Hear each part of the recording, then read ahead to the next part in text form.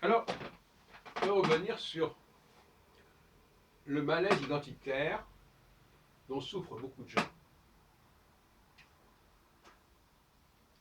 Par exemple, quelqu'un qui a un certain âge peut ne pas aimer qu'on le dise vieux, qu'on l'intègre dans le groupe des vieux, dans l'ensemble des vieux. Parce que c'est pas quelque chose de très flatteur. Mais inversement,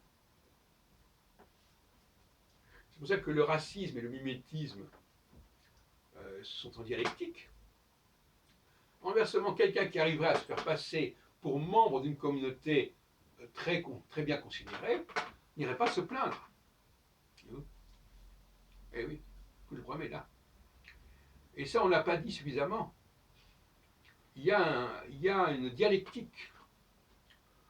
On n'aime pas qu'on rappelle des origines, des appartenances, qui ne sont pas bien vues.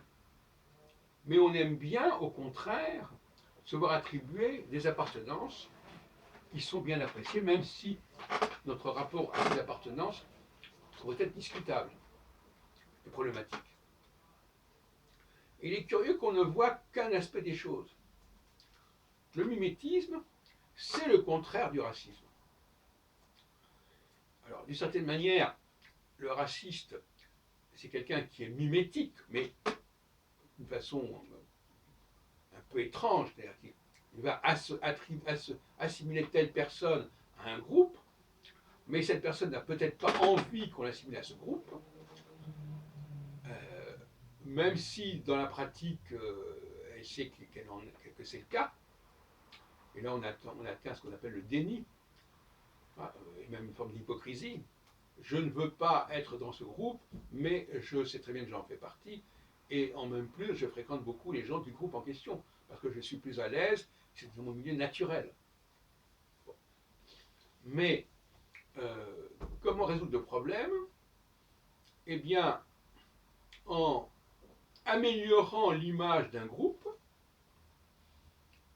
on va mettre fin aux attaques et aux insultes et aux malaises identitaires.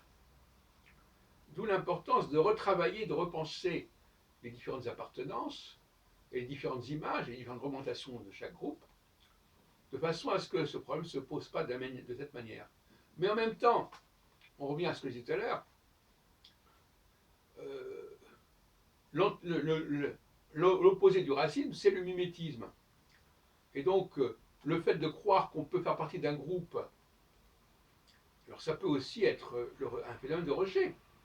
Le racisme peut être aussi un phénomène de rejet.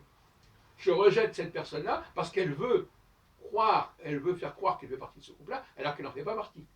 Et donc je lui rappellerai ses origines réelles. Voyez-vous.